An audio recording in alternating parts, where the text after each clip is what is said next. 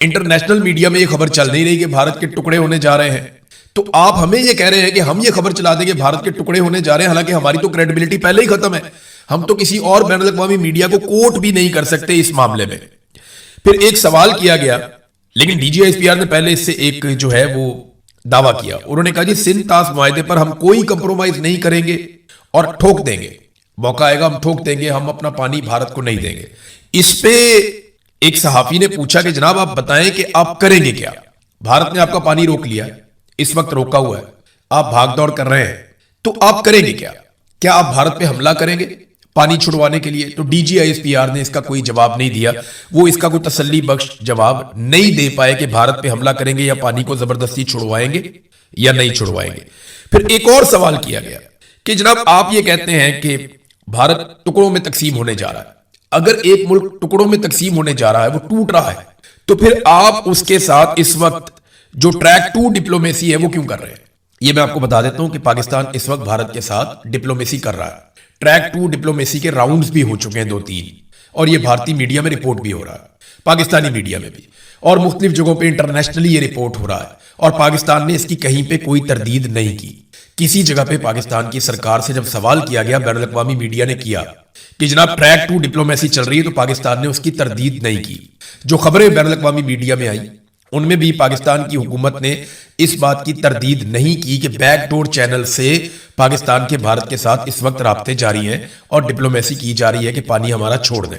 मैं इसके हक में होना चाहिए राब्ता, पानी अपना छुड़वाना चाहिए। लेकिन अगर एक मुल्क के टुकड़े होने जा रहे हैं और बहुत जल्दी वो मुल्क टूटने जा रहा है, तो ऐसे मुल्क जिसके टुकड़े होने जा रहे हैं उससे फिर आपको राब्ता करने का फायदा क्या? आप उसके साथ ट्रैक 2 डिप्लोमेसी क्यों करते हैं? तो DGISPR के पास इस सवाल का भी कोई जवाब नहीं था। फिर एक और सवाल पूछा गया, जनाब अगर तो भारत के टुकड़े होने जा रहे हैं तो वो दुनिया भर के ममालिक के साथ इतने बड़े बड़े मुआहदे कर रहा है, जापान के साथ, अमेरिका के साथ और यूरोप के साथ। अभी यूरोपीय यूनियन के पास गया, वहां पे बहुत बड़ा मुआहदा करके आया, जर्मनी के साथ उन्होंने किया। तो भारत दुनिया भर के साथ बड़े बड़े मुआहदे कर रहा है और बैनुल अक़वामी तमाम कॉन्फ्रेंसेस के अंदर वो शामिल हो रहा है। आप कह रहे हैं उसके टुकड़े होने जा रहे हैं, तो उन ममालिक को नहीं पता इसके बारे में? इसका भी DGISPR कोई तसल्ली बख्श जवाब नहीं दे पाए। लेकिन वो बज़िद थे कि बस आप भारत के ऊपर चढ़ाई कर दें सारे मिलकर, और पाकिस्तानी मीडिया जो है वो भारत के खिलाफ खबरें चलाए जिनका सर पांव भी नहीं है। इसी तरह मीडिया की क्रेडिबिलिटी खत्म हो जाती है। आपने भारत के मीडिया को देखा, वो कैसी कैसी खबरें चला देता। उन्होंने तो कराची फतह कर लिया था, वो तो पता नहीं क्या कुछ कर गए थे जंग के दिनों में, तो उनकी क्रेडिबिलिटी कितनी फारिग हुई। भारत के अंदर उनका मीडिया मजाक बनकर रह गया। उनके अपने सोशल मीडिया पे लोगों ने जोक्स बना दिए, मीम्स बना दिए। पाकिस्तान के अंदर भी कोई ऐसे नमूने थे, लेकिन शुक्र है वो कम थे, भारत में तो बहुत ज्यादा थे। तो फिर एक और सवाल किया गया, क्योंकि यहां पे ना DGISPR ने कहा जो कुछ कश्मीर में हो रहा है, ये मैं आजाद कश्मीर की बात कर रहा हूं, मकबूजा कश्मीर की नहीं कर रहा। DGISPR ने कहा कि जो कुछ कश्मीर में हो रहा है और जो कुछ बलूचिस्तान में हो रहा है, इसके पीछे भी भारत है और हमें ये पता है। तो इस पे सहाफियों ने यह सवाल किया कि अगर ये भारत करवा रहा है तो फिर आपने ज्वाइंट अवामी एक्शन कमेटी के लोगों से मुआहदे क्यों किए? और दूसरा ये भी कहा गया कि जैसे अंसार अब्बासी साहब ने एक स्टोरी भी की थी कि जनाब आपको सबूत मिल गए हैं, ऐसी कॉल्स आपको मिल गई हैं, आपने बहुत सारा कुछ ऐसा ट्रेस कर लिया है जिससे पता चल गया कि भारत मुलव्विस है ज्वाइंट अवामी एक्शन कमेटी के साथ। तो फिर वो सारा कुछ कहां है? आपने अभी तक क्या किया? वो कॉल्स किधर हैं जो आपने पकड़ी है? क्योंकि बयानिया तो वहां चल रहा है। आज भी आजाद कश्मीर के लोग इकट्ठे होकर हजारों की तादाद में सड़कों पर बैठे हुए धरने देकर, और ये वाहिद इलाका है हमारे पूरे पाकिस्तान में जिसकी खुराक बंद की हुई है। दुनिया में बहुत कम एरियाज ऐसे हैं, गजा एक ऐसा इलाका है जिसकी खुराक बंद है और वहां पे खुराक और मेडिसिन नहीं जाने देते गजा में। वो इसराइल की एक पॉलिसी है, वो ये कहता है कि इनको इतना तंग करो कि ये यहां से नकल मकानी करने पे मजबूर हो जाएं, ये इलाका खाली कर दें और इसराइलियों के लिए ये एरिया बिल्कुल एक महफूज जगह बन जाए और ये खाली हो जाए। फिर वहां पे डोनाल्ड ट्रंप का बहुत बड़े बड़े जो है वो रिजॉर्ट्स बनाने का प्रोग्राम है, बहुत जबरदस्त किस्म के वो सैरगाहें वहां पे बनाना चाहता है, दुनिया की बेहतरीन वहां पे फैसिलिटीज लाके वो चाहता है कि अमीर तरीन लोग जो है वो अयाशी के लिए वहां पे गजा में जाया करें। और वो ये चाहते हैं कि जो गजा के लोग हैं उन्हें मुख्तलिफ ममालिक में बांट दिया जाए। मुसलमान ममालिक जिम्मेदारी लें, 2-4 लाख कहीं चले जाएं, 1-2 लाख कहीं चले जाएं, 50,000 कहीं चले जाएं, तो अलग अलग मुल्कों में इनको तकसीम कर दिया जाए गजा के लोगों को। ये वो चाहते हैं। तो उसके लिए वो वहां पे दवाइयों को भी रोकते हैं और खुराक को भी रोकते हैं। अब कश्मीर के अंदर भी जो सड़कें कश्मीर में जा रही हैं उन पे अगर आप ट्रेवल करें, इस वक्त बहुत सारे मुसाफिर जो वहां से जाते हैं उन्होंने वीडियोस बनाकर हमें भेजी। कुछ वीडियोस को मैंने पब्लिक भी किया, सोशल मीडिया पे भी, अपने प्लेटफॉर्म पे भी मैंने आपको दिखाया कि वो ट्रकों को रोक दिया जाता है जो खुराक लेकर जा रहे हैं, जो गंदम लेकर जा रहे हैं। जो फ्लोर मिलों के अंदर जा रहे हैं कि जनाब यहां पे अब आटा पीसेंगे, लोगों को मिलेगा, तो लोगों के लिए बड़े प्रॉब्लम्स हैं। बच्चे स्कूल नहीं जा रहे, काम धंधा सारा बंद है वहां पे, सड़कें बंद है वहां पे, लोग बार बार एहतजाज करने के लिए निकलते हैं और कई जगह पे जो उम्मीदवार वोट मांगने आए उनको फेंटी लगाई है आवाम ने। अभी मैं एक विजुअल देख रहा था, उसमें पीपल्स पार्टी का एक कैंडिडेट वोट मांगने के लिए आया, खवातीन ने और बच्चों ने मार मार के भगाया। तो खवातीन आगे से पत्थर मार रही हैं, बच्चे आगे से डंडे मार रहे हैं कि भाग जाओ यहां से, खबरदार यहां पे आए वोट मांगने के लिए, हमारी लाशों के ऊपर तुम वोट मांगने के लिए आ गए हो। तो कश्मीरियों के साथ जो कुछ भी हुआ ना, वो एक वीडियो है 35 मिनट की रावला कोर्ट की, वो सारे विजुअल इकट्ठे करके उन्होंने जोड़ दिए हैं। वो 35 मिनट की आप वीडियो देख लेना, आज मैंने उसके कुछ मनाजिर देखे हैं तो आपका दिल दहल जाएगा। जिस तरीके से रावला कोर्ट के अंदर लोगों को मारा गया है ना, ऐसा तो दुश्मन मुल्क के अंदर नहीं किया जाता। सिक्योरिटी फोर्सेस ने ना मस्जिद का लिहाज किया, ना अस्पताल का लिहाज किया, ना किसी और जगह का लिहाज किया, हर जगह पे शहरियों को निशाना बनाया, बहुत मारा लोगों को, बेशुमार लोग जख्मी भी हुए, अस्पतालों के अंदर जख्मियों को भी मारा गया, आके डंडों के साथ मारा गया। तो बहुत अजीबोगरीब मनाज़िर हैं जो मैंने देखे हैं। मैंने भी वो पूरी वीडियो नहीं देखी, मेरी हिम्मत नहीं पड़ रही थी कि इस तरह से हो सकता है कि अपने ही लोगों को ऐसे मारा जाए, ऐसे ही उनके साथ ज्यादती की जाए। बहरहाल DGISPR ने ये सारी चीजें डिमांड की और जब सवालात उनसे किए गए तो उन सवालात के उनके पास कोई तसल्ली बख्श जवाबात नहीं थे। बलूचिस्तान से नाजरीन, क्योंकि धरना भी वहां पे जारी है, दावा ये किया जा रहा था कि धरना खत्म हो गया, रास्ते खुल गए हैं, लेकिन इसके बावजूद जो रिपोर्ट्स आ रही हैं धरना जारी है, वहां पे लोग एहतजाज कर रहे हैं। एहतजाज किस लिए कर रहे हैं? वो ये कहते हैं कि हमें दुश्मन ने नहीं मारा, हमें अपनों ने मरवाया।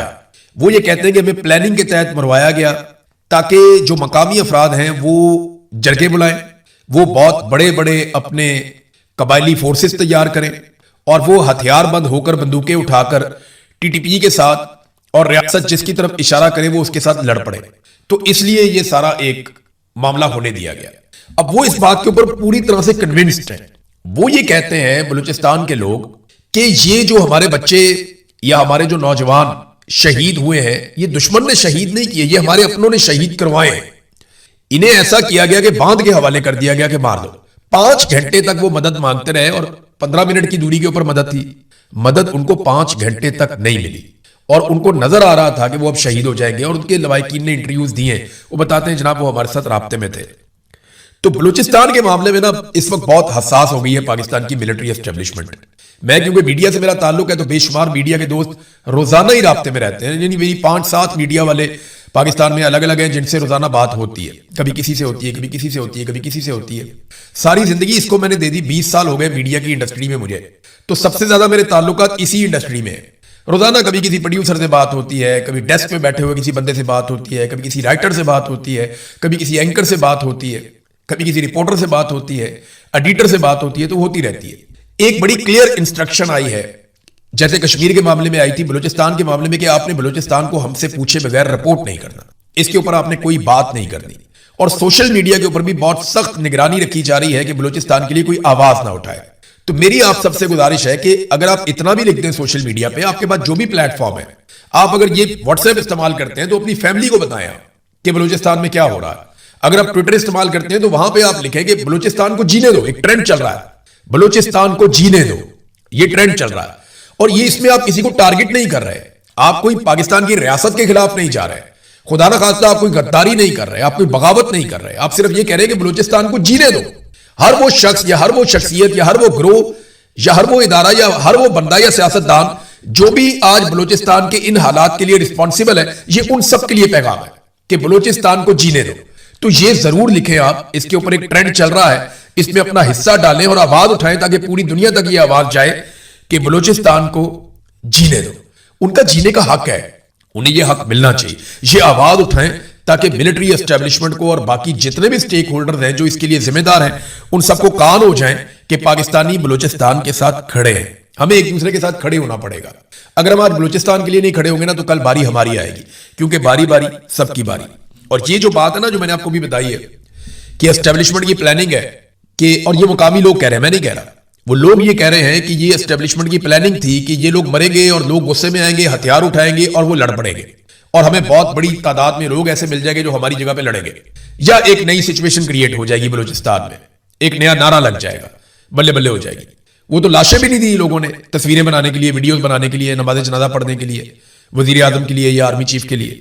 फजलुर रहमान साहब ने इसका पोल खोल दिया। आप गौर करें, फजलुर रहमान साहब का एक स्टेटमेंट आया एक तकरीर के दौरान, उन्होंने कहा जी मैं बंदूक क्यों उठाऊं या मैं अपने लोगों से क्यों कहूं कि वो बंदूक उठाएं और लड़ें।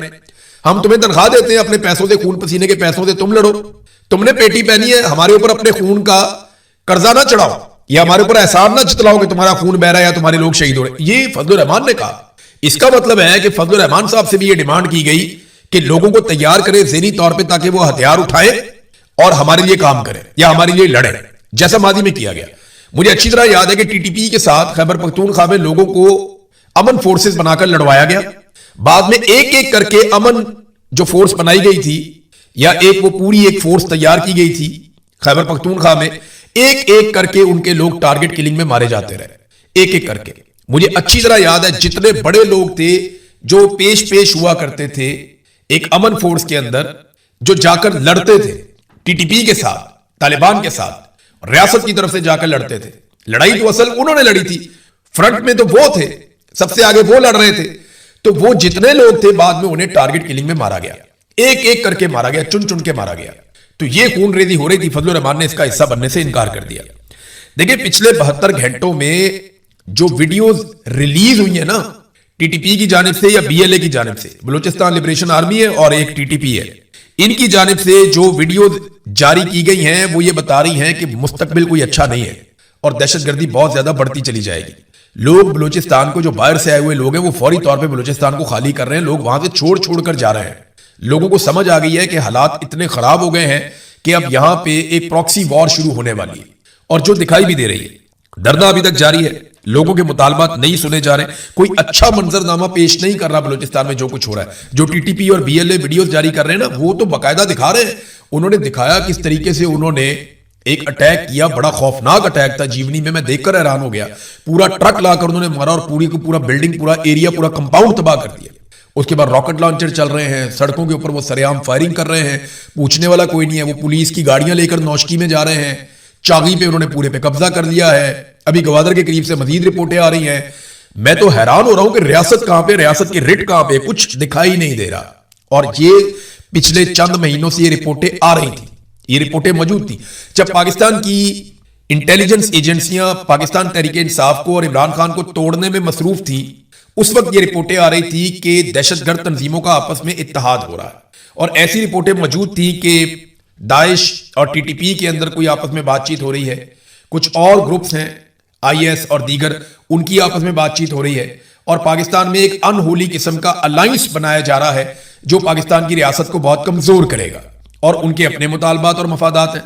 लेकिन क्योंकि रियासत और रियासती एजेंसियां जो हमारे पैसों से तनख्वाह लेती हैं, वो सारे उस वक्त इमरान खान को तोड़ने में लगे हुए थे कि 26वीं तरमीम कैसे करवानी है, 27वीं तरमीम कैसे करवानी है, आसिम मुनीर साहब को 5 साल मजीद नौकरी पे कैसे रखना है, उन्हें ताहयात इस्तिस्ना कैसे दिलवाना है और किस तरीके से आईनी अदालतें बनाकर अपने लिए रास्ता निकालना है। वो सारे इस चक्कर में लगे हुए थे। अभी लगभग दर्जनों जजेस मजीद लाए जा रहे हैं और इन जजेस को लाने में मेरिट की धज्जियां उड़ाई जाएंगी। वो एक जज के बारे में अभी हमारे एक जर्नलिस्ट है, वो रिपोर्ट भी कर रहे थे, असद मलिक साहब। वो 2 मरतबा उसने इम्तिहान दिया, वकील ने, सिविल जज के लिए, दोनों दफा फेल हो गया। एक दफा उसने प्रोसिक्यूटर बनने के लिए इम्तिहान दिया, फिर फेल हो गया। अब उसका नाम डाला हुआ हाई कोर्ट का जज बनाने के लिए। तो ये ऐसे बंदों को लेकर आएंगे जिनके जरिए से ये अपने काम निकलवाएंगे। जितने नालायक जज पहले लाए गए हैं, अगर मजीद ऐसे ही जज लाए जाएंगे तो पाकिस्तान इसकी कीमत चुकाएगा। एस्टेब्लिशमेंट के तो छोटे मोटे काम है, वो तो निकलवाते रहेंगे इन जजों से, लेकिन आप ये देखिएगा कि कंप्रोमाइज जजेस जब आएंगे तो इसका पाकिस्तान को और पाकिस्तान के निजाम इंसाफ को कितना बड़ा नुकसान होगा, आप सोच भी नहीं सकते। अब नादरीन आ जाए एक और चीज जो अलीमा खान साहिबा के बारे में है, उस पर हम जरूर बात करेंगे।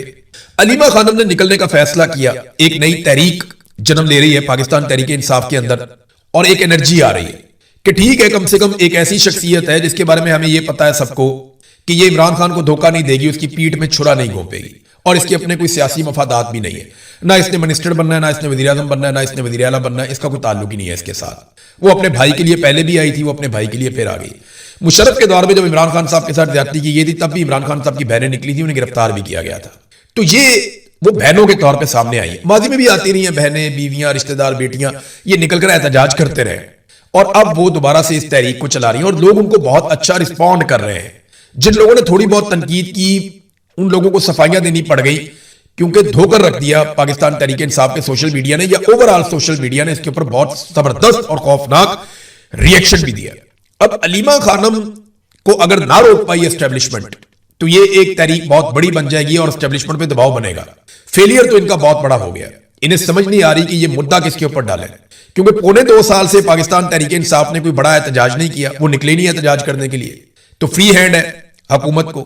جبکہ کوئی ایسی رکاوٹ ان کے رستے میں نہیں تھی, ڈونلڈ ٹرمپ کا بوٹ بھی ان کے گلے میں لٹکا ہوا تھا, تو کسی قسم کی رکاوٹ نہیں تھی کہ یہ ترقی نہ کر پاتے. لیکن اتنا بڑا فیلئر ہوا کہ دہشت گردی میں پاکستان سب سے نمبر 1 پہ آ گیا. پاسپورٹ پاکستان کا انہوں نے بیڑا غرق کر کے رکھ دیا. سرمایہ کاری پاکستان سے 100 ارب انہوں نے لے کر آنے تھے, 100 ارب ڈالر پاکستان سے نکل گیا. مہنگائی اپنے عروج پہ پہنچ گئی, بے روزگاری اور غربت میں اضافہ ہو گیا. کوئی ایک چیز بھی پاکستان میں بہتر نہیں ہوئی, بلکہ پاکستان میں قرضوں کے نئے ریکارڈ انہوں نے قائم کر دیے. اب اگر آپ پلس اور مائنس کریں تو سارا مائنس ہی مائنس ہے, پلس ہے کچھ نہیں. تو اب یہ مدعا کس پہ ڈالیں ان کو یہ بھی سمجھ نہیں آ رہی. حکومت مکمل طور پہ کولیپس ہو چکی ہے, پورا رجیم فیل ہو چکا ہے, اور اب انہیں کسی پہ تو ڈالنا ہوگا. ڈالیں کس پہ؟ تو علیمہ خانم کو ایسا لگتا ہے کہ گرفتار کیا جائے گا. نجم سیٹھی نے یہ خبر سنا بھی دی.